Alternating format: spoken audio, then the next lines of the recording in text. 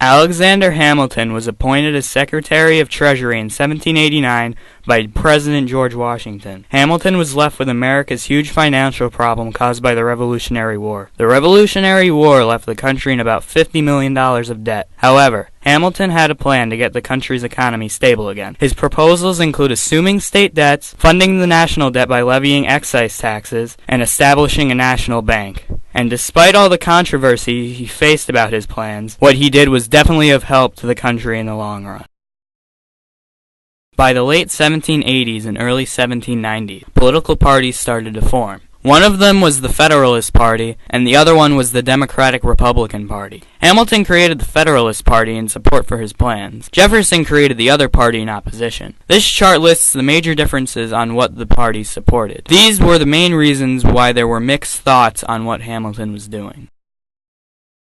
One of Hamilton's plans to fund the national debt was through excise taxes. In 1791, Hamilton presented the Report on Manufactures to Congress. In it, he proposed a tax on imported goods to increase the American manufacturing industries. His idea was that if he levied a tax on imports, people would not want to buy these goods as much because they'd be more expensive. As a result of this, they would buy items made in America and not need to pay foreign countries more money than they needed to with all the debt. The money made from the taxes on the imported goods that people did buy went to the government to pay off the debt. The South opposed these taxes because they did not have much industry and said that this would bias the national government against agriculture. Hamilton also added a variety of other taxes, including one on whiskey. This led to him causing the armed protest called the Whiskey Rebellion, where a mob attacked tax collectors and burnt down buildings.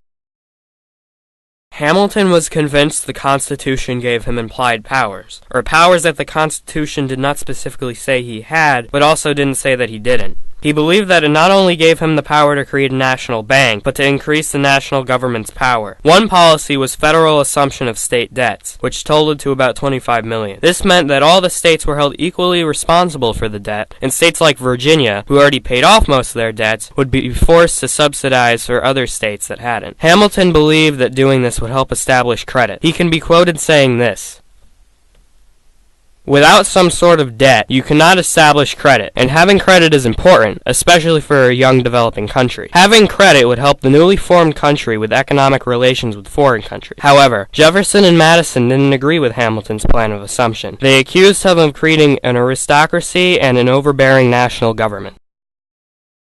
Hamilton believed in the need for banks as a way to stimulate the economy and provide credit, which is exactly what the country needed. The bank would be able to lend money to the government and safely hold its deposits. It would also give Americans a uniform currency as well as promote business and industry by extending credit, which again was important. But again, Jefferson and Madison had a different opinion on establishing a bank. They argued that the bank would only benefit the wealthy and that it was unconstitutional. They noted that the Constitution showed no proof of power to create a national bank, and Jefferson can be quoted saying this: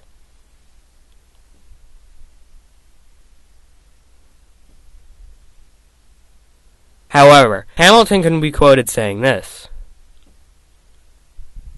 "What he said obviously applied to this situation, as Madison and Jefferson had no part in planning the bank, and they both disliked Hamilton very much. After much debate, in February 1791, President Washington approved of the bank." So, to summarize, with what Hamilton did, he was able to establish credit, create a national bank, which stimulated the economy and circulated money, and levied taxes on imported goods so the government would have money to pay the debt. What Hamilton did may not have seemed good at first, but it was really of benefit to the country. He got the country's economy onto an equal footing with other nations of Europe. And who knows, maybe the country's financial situation would be a lot different than it is today if it weren't for him. Possibly even worse.